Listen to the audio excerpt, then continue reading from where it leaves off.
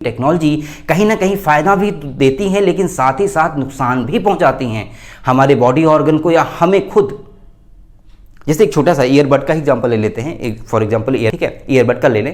Earbud बहुत आसान है यार, आज के टाइम में बहुत ईजी हो गया है, लाइफ में इतना आसान हो गया है कि आप ईयरबड से हर वो काम कर सकते हैं। मतलब किसी कॉलिंग करनी है, आप आराम से इंटरटेनमेंट के लिए अपने कान में लगा लिया, आप दौड़ रहे हैं, रनिंग कर रहे हैं, वॉकिंग कर रहे हैं, आप चल रहे हैं, आपने कॉलिंग कर ली, आराम से किसी से बात करते करते चले गए, म्यूजिक लगा लिया, मज़े से सुनते चले गए, खूब बढ़िया म्यूजिक चल रही है। लेकिन एक टाइम बाद ये हमें नुकसान पहुंचाने लगता है। एक टाइम बाद ये हमारे कान को, यानी कि जो हमारी हियरिंग पावर है, जो हमारी सुनने की क्षमता है, उससे नुकसान पहुंचाने लगता है। तो आज की वीडियो में बात करेंगे कि किस तरह से हमें ईयरबड्स नुकसान पहुंचाते हैं और किस कंडीशन। देखिए, ईयरबड ऐसा नहीं है कि ईयरबड एक खतरनाक चीज़ है, एक बम है यार, लगा लूँगे तो दब जाएगा, ऐसा नहीं है। मैं ये कह रहा हूँ कि ईयरबड एक लिमिट बाद, जैसे मैंने कहा कि टेक्नोलॉजी एक लिमिट के बाद आपको नुकसान पहुँचाने लगती है। टेक्नोलॉजी अच्छी होती है भाई, आपको बहुत ज़्यादा एडवांस बना देती है, आपको बहुत ज़्यादा ईजी फील कराती है, लेकिन एक टाइम बाद उसकी एक लिमिट है। एक लिमिट बाद अगर आप उसको यूज करेंगे या हद से ज़्यादा यूज करने लगेंगे या उस पर आप डिपेंडेबल हो जाएंगे, ठीक है, उस पर आप निर्भर हो जाएंगे, ऐसे टाइम में टेक्नोलॉजी आपको नुकसान पहुंचाना शुरू कर देगी। तो आइए आज की वीडियो में समझते हैं कि ईयरबड्स से हमें नुकसान किस तरह से पहुंचता है। आपको पता है कि ईयरबड्स हमारे सुनने के काम करता है ना, म्यूजिक सुनने के काम आता है और किसी को कॉल करके बात करने के काम आता है। ऐसे बहुत सारे काम में हम ईयरबड्स का यूज करते हैं। तो चूंकि अब सुनने का काम करता है, इसलिए पहले हम सुनने के मैकेनिज्म को समझ लेते हैं, ठीक है। आइए यहाँ देखते हैं। यहाँ फिगर में आपको यहाँ पे एक स्ट्रक्चर दिख रहा होगा, ये बेसिकली हमारा कान है। ये जो स्ट्रक्चर आपको दिख रहा है, मैं मार्कर ले लूँ एक मिनट, ये जो स्ट्रक्चर आपको दिख रहा है ये बेसिकली हमारा कान है। मतलब ये बाहर का हिस्सा है। ये जो आपको हिस्सा दिख रहा है ये बेसिकली ये है। मैंने बनाने की कोशिश की है, अगर थोड़ा गलत बना हो तो आप उसके लिए वो मत कीजिएगा, ठीक है। समझिए, ये जो हिस्सा है इसको बोलते हैं ईयर पिन्ना, ठीक है। पहले हम इसके स्ट्रक्चर को समझ लेते हैं, उसके बाद इसके मैकेनिज्म को समझेंगे, फिर हम बात करेंगे कि ईयरबड्स किस तरह से यहाँ पे क्या रोल प्ले करते हैं और किस वजह से या किस हद के बाद या किस लिमिट के बाद वो हमें नुकसान पहुंचाने लगते हैं, ठीक है। तो पहले बात कर लेते हैं इसके स्ट्रक्चर के बारे में, इसकी बनावट कैसी होती है उसके बारे में समझ लेते हैं। ये होता है ईयर पिन्ना, ठीक है। ये जो बाहर का हिस्सा है ये है ईयर पिन्ना। जैसे ही हम आगे बढ़ते हैं, ठीक, जहाँ पे आप वो लकड़ी डाल करके वो साफ करते हैं ना, वो वाला हिस्सा ये है, ठीक। ये एक ट्यूब लाइक स्ट्रक्चर होता है। ट्यूब लाइक स्ट्रक्चर जैसे ही हम आगे बढ़ते हैं तो यहाँ पे एक छोटा सा पर्दा लगा होता है, जिसको बोलते हैं कान का पर्दा हिंदी में, और इसको अंग्रेजी में बोलते हैं, इंग्लिश में बोलते हैं इसको ईयर ड्रम, ठीक है। ईयर ड्रम मतलब जो होता है ना ड्रम बजाने वाला, भांगड़ा वाला जो ड्रम होता है, वैसे टाइप का ड्रम। तो मतलब किसी भी एक चीज को जो बज रही हो या जो वाइब्रेट हो रही हो, झिल्ली टाइप की, उसको ड्रम बोलते हैं, ठीक है। तो यहाँ पे लगा होता है एक ईयर ड्रम, ठीक। उसके पीछे 3 हड्डियां होती हैं, छोटी छोटी सी, ठीक है। आपने साइंस में एक चीज और चीज पढ़ी होगी कि कान में सबसे छोटी, हमारे बॉडी की सबसे छोटी हड्डी कान में उपस्थित होती है, यहाँ पे होती है। देखिए, यहाँ पे 3 हड्डियां लगी होती हैं। एक होता है मैलियस, पहली जो हड्डी होती है, मतलब कान के पर्दे से जो सटी हुई हड्डी यहाँ पे ग्रीन कलर में आपको दिख रही है, हालांकि ये ग्रीन कलर में नहीं होती है, ये बोन का जो कलर होता है बेसिक वही होती है, व्हाइट ही होती है। मैंने आपको समझ में आया इसलिए मैंने 3 कलर में बताया, ताकि आपको डिफ्रेंशिएट आप कर पाएं कि 3 हड्डियां हैं, ठीक है। ये जो पहली हड्डी जो आपको ग्रीन कलर में दिख रही है ये होती है मैलियस, ठीक है, ये होती है मैलियस। उसके बाद दूसरी जो होती है उसको बोलते हैं इनकस, ठीक। पहली होती है मैलियस, दूसरी होती है इनकस, और उसके बाद जो लगा होता है उसको बोलते हैं स्टेप्स, ठीक है, या इसको स्टेपीज भी कुछ लोग बोलते हैं, स्टेप्स भी बोल सकते हैं, कोई दिक्कत नहीं, ठीक है। तो ये 3 हड्डियां यहाँ पे लगी हुई होती हैं। उसके बाद एक घोंघे जैसी, मतलब आप घोंघा समझते हैं ना, स्नेल, ठीक है, घोंघे जैसी एक आकृति लगी होती है, ठीक है। इसके बाद एक बड़ी सी, थोड़ी बड़ी सी, मतलब इस हड्डियों के कंपैरिजन में थोड़ी बड़ी सी एक घोंघे जैसी आकृति लगी होती है। घोंघे जैसी यानी कि स्नेल जैसी आकृति लगी होती है। इसके अंदर कोई लिक्विडी सब्सटेंस भरा होता है, ठीक है, इसके अंदर एक लिक्विडी सब्सटेंस भरा होता है, ओके। तो ये तो बात हो गई हमारे ईयर के बारे में। देखिए, ये जो स्ट्रक्चर है यहाँ तक का, ठीक है, ये है हमारा आउटर ईयर, ठीक है, ये हमारा आउटर ईयर है। ये हमारा जो है ये मिडल ईयर है, ठीक, ये कान के बीच वाला हिस्सा है, ठीक है, इसको बोलते हैं मिडल ईयर। और ये जो हिस्सा है इसको बोलते हैं इनर ईयर, ठीक। अब ये जो घोंघे वाली आकृति है इसको बोलते हैं कोक्लिया, ठीक है। ये हो गया ईयर पिन्ना, ये ईयर ड्रम, ठीक है। ईयर ड्रम के बाद यहाँ पे 3 हड्डियां, मैलियस, इनकस और स्टेप्स, ठीक है। उसके बाद एक जो घोंघे जैसे यानी कि स्नेल लाइक जो स्ट्रक्चर आपको दिख रहा है बेसिकली, इसको बोलते हैं कोक्लिया। कोक्लिया के अंदर एक लिक्विडी सब्सटेंस भरा होता है, अभी हम उसको मैकेनिज्म में बताएंगे, ठीक है, हियरिंग मैकेनिज्म में, ठीक है, समझिए। अब बात कर लेते हैं इसके मैकेनिज्म के बारे में कि ये किस तरह से काम करता है। हमारा जो कान है वो सुनने का काम किस तरह करता है। भाई ऐसा तो है नहीं कि जो बाहर की आवाज़ है वो हमारे कान में गई और हमको पता चल गया, कैसे पता चलता है वो समझना पड़ेगा ना। देखिए, यहाँ से साउंड वेव एंटर की, ठीक है। साउंड वेव आपको पता है कि हमेशा साउंड जो होती है वो ऐसे वेव के फॉर्म में एंटर करती है, ठीक, ऐसे वेव के फॉर्म में एंटर करती है। दूसरा मार्कर ले लूँ मैं, देखिए साउंड वेव ही एंटर कर रही होती है। यहाँ जो ईयर पिन्ना है, मतलब ये जो ईयर पिन्ना है, आपने देखा होगा यहाँ पे कुछ स्ट्रक्चर बना होता है, ऊंचा नीचा है ना, टेढ़ा मेढ़ा से स्ट्रक्चर बना होता है। वो स्ट्रक्चर बेसिकली इसलिए होता है ताकि जहाँ जितनी भी वेव्स आ रही हैं, जो भी जैसे किसी ने आपको बुलाया, ठीक है, आपको जो भी नाम हो, आपको किसी ने बुलाया तो उसकी वेव, वहां से एक वेव जनरेट हुई। अब वो वेव आपके कान में प्रॉपर आ सके, या सारी की सारी वेव उसके अंदर, मतलब मैक्सिमम वेव, ठीक है, थोड़ी सी वेव होगी तो आपको सही सुनाई नहीं देगा, ठीक है, वो चिल्ला के बुलाया, आप सुन ही नहीं रहे हो, कह रहा बहरा हो गया का। तो कहने का मतलब है कि आप बहरा ना लगो, इसके लिए यहाँ पे ईयर पिन्ना दिया होता है, ठीक है। ईयर पिन्ने में ये टेढ़ी टेढ़ी सी आकृतियां होती हैं, उभरी सी, ये एक्चुअल में डायरेक्शन देने का काम करती है। वेव जो आती है उसको डायरेक्शन देने का काम करती हैं, ताकि यहाँ की वेव्स आराम से इसके अंदर एंटर हो सके, ठीक है। ये समझ आ गई बात। अब ये वेव इसके अंदर एंटर हो गई। जैसे ये वेव एंटर होंगी अंदर, तो ये चूंकि वेव है, वेव का मतलब होता है वाइब्रेशन, वो हिलेंगी, ठीक है, एक तरह की हलचल होती है। वेव का मतलब होता है एक तरह की हलचल, ठीक। अब ये वेव जैसे ही अंदर जाएंगी, तो चूंकि वेव के अंदर हलचल है, ठीक है, वाइब्रेशन है, तो वो वाइब्रेशन ट्रांसफर हो जाएगा इस ईयर ड्रम पे, यानी कि इस कान के पर्दे पे, ठीक। अभी जो कान का पर्दा है वो वाइब्रेट होगा, हिलने लगेगा, ठीक। अब हिलने लगेगा तो वहीं से ये हड्डी लगी होती है, मैलियस, इनकस और स्टेप्स, ठीक है। ये तीनों ही हड्डियां इस वेव को, यानी कि इस जो वाइब्रेशन है, जो ईयर ड्रम में जो वाइब्रेशन है, जो हिलना शुरू हो गया, जो वाइब्रेट होना शुरू हो गया है ईयर ड्रम, वो जब वाइब्रेट होगा तो इस वाइब्रेशन को ये तीनों हड्डियां एब्जॉर्ब कर लेती है। एब्जॉर्ब करने का मतलब है कि इसको ट्रांसफर कर देती हैं इस कोक्लिया पे, समझिए। यहाँ का जो ये जो ईयर ड्रम है, ईयर ड्रम पे वेव आती हैं, ईयर ड्रम पे वेव आने की वजह से ये ईयर ड्रम हिलने लगता है, यानी कि वाइब्रेट होने लगता है। अब इसी वाइब्रेशन को यहाँ ईयर ड्रम से कोक्लिया तक ले जाने का काम जो है वो तीनों हड्डियां करती है, मैलियस, इनकस और स्टेप्स, ठीक है। ये तीनों हड्डियां मिलकर के इस वाइब्रेशन को यहाँ से कोक्लिया तक ट्रांसफर, यानी कि ईयर ड्रम से कोक्लिया तक ट्रांसफर कर देती हैं। इतनी बात क्लियर हो गई।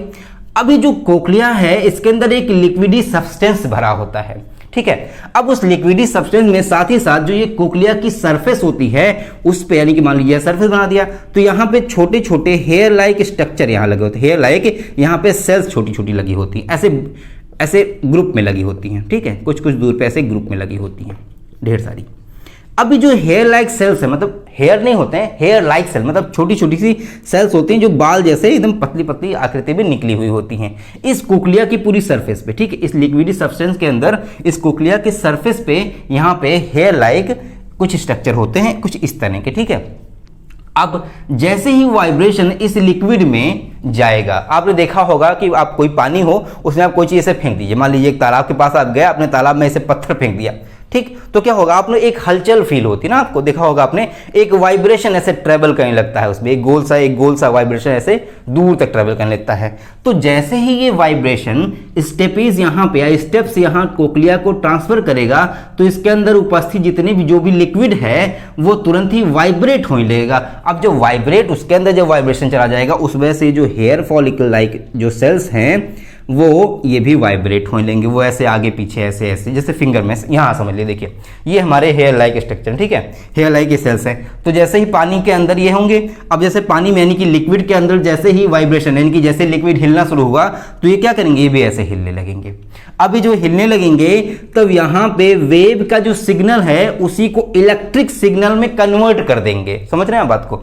यहाँ का जो वेव का सिग्नल है कि जो वाइब्रेशन यहाँ से इस कोक्लिया के अंदर गया है उसी को ये इलेक्ट्रिक सिग्नल में कन्वर्ट कर देंगे। अब जैसे ही वो इलेक्ट्रिक सिग्नल में कन्वर्ट होगा तो यहाँ से कुछ नर्व सेल्स लगी होती हैं, वो जा करके आराम से ब्रेन में उस इलेक्ट्रिक सिग्नल को पहुंचा देती हैं, और इस तरह से हम किसी आवाज को, किसी साउंड को रिकॉग्नाइज कर पाते हैं, यानी कि पहचान पाते हैं कि वो आवाज है कि नहीं। यानी कि अगर हमको कोई बुला रहा है तो अगर जो हमको सुनाई देता है तो बेसिकली इसी वजह सुनाई देता है क्योंकि यहाँ पे वो वाइब्रेशन आया और ये हेयर लाइक जो सेल्स हैं वो वाइब्रेट होने लगी, यानी हिलने लगी, उस वजह से इन्होंने जनरेट किया इलेक्ट्रिक सिग्नल, ठीक है। यहाँ से वेव आया, वेव को ये इलेक्ट्रिक सिग्नल में कन्वर्ट की और यही इलेक्ट्रिक सिग्नल हमारे ब्रेन को मैसेज देता है कि कोई आवाज आ रही बाहर से भैया, ठीक है।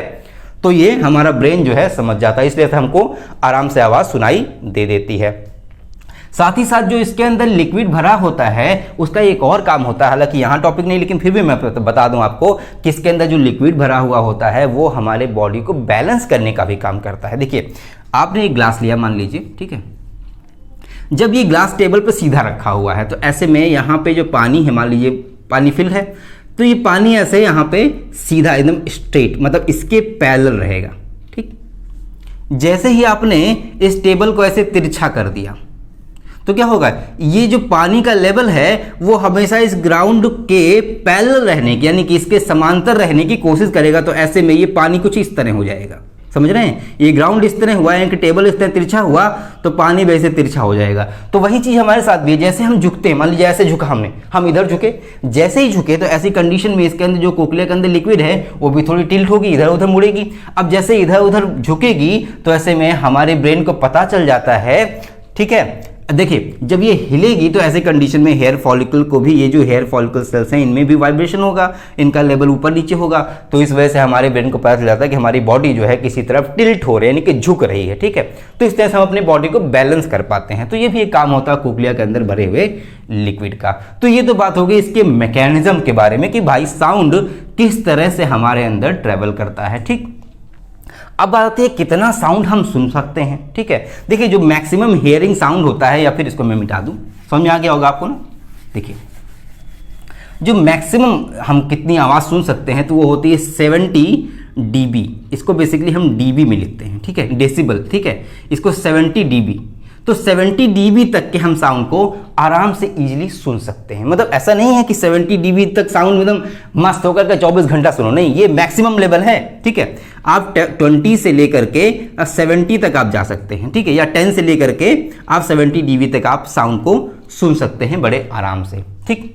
अब देखिए, अब जब हम यहाँ पे ईयरबड लगा लेते हैं, ठीक है, अब ईयरबड लगा लिए तो यहाँ पे भैया वो ईयरबड लग गया, ठीक है। ईयरबड में बता दूँ, एक सेकेंड, नहीं रहने चले देंगे। अब ईयरबड जो हमने लगा लिया तो ईयरबड यहाँ पे लग गया, ठीक है। अब जो साउंड बाहर से आ रही थी वो यहीं से आने लगी, ठीक। देखिए जब हम ईयरबड के साउंड को इस 70 डेसिबल से नीचे, यानी 70 dB से नीचे अगर रखते हैं, ठीक है, देखिए उसमें जो वॉल्यूम बढ़ाने वाला घटाने वाला होता है ना, तो वो ये बताता है, जैसे मान लीजिए 10 है, 10% पे हमने बढ़ाया, 10 आया उसमें लिख करके, इसका मतलब हुआ 10 dB हो गया। हम जब 60 तक जाते हैं तो 60 dB हो गया, 70 तक गया 70 dB हो गया, उसके बाद 100, ठीक है। हालांकि ये मैक्सिमम नहीं, ये 120 तक जा सकता है, ठीक है ना, ये 120 तक जा सकता है, यहाँ तक हमारा साउंड मजे से सुनेगा, ठीक।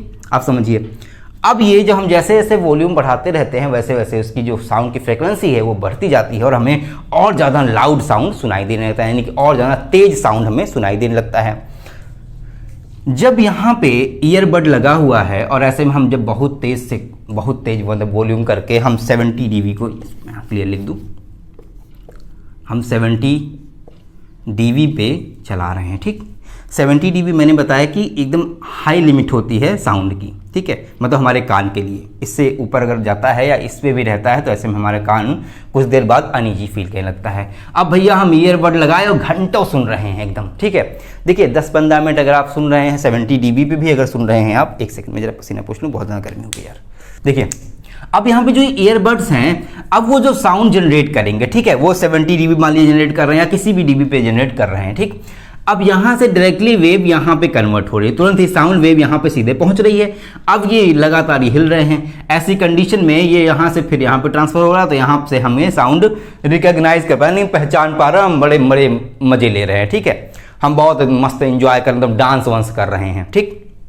अब देखिए जैसे ही हमने इसका लेवल बढ़ाया, जब हम 70 dB कर दिए या 70 dB से ऊपर कर दिए, तो ऐसे में ये वाइब्रेशन जो है यहाँ का बढ़ जाएगा। अभी जो ईयर ड्रम है इसका वाइब्रेशन और ज़्यादा होने लगा, और ज़्यादा होने की वजह से जो कोक्लिया है, कोक्लिया के अंदर जो लिक्विड भरी है उसके अंदर भी और ज़्यादा वाइब्रेशन होने लगे, जिस वजह से जो मैंने बताया था हेयर लाइक सेल्स जो होती हैं छोटी छोटी सी, ठीक है, ये जो ग्रुप्स में पाए जाते हैं, ये भी बहुत तेज़ी से वाइब्रेट करने लगते हैं, नहीं हिलने लगते हैं। अब यहाँ से ढेर सारी इलेक्ट्रिक जनरेट होगी और इलेक्ट्रिक वेव जनरेट होगी, वहाँ से हमें ब्रेन को सिग्नल मिलता रहेगा। लेकिन जब बहुत तेज़ी से ये घंटों हिलते रहेंगे ऐसे ही, तो बेचारे हैं तो छोटे छोटे, है ना, कमज़ोर कमज़ोर से हैं बेचारे, एकदम सिकुड़े सुकड़े से, तो क्या होगा, जब घंटों तक हिलेंगे तो ऐसे में ये डैमेज हो जाएंगे।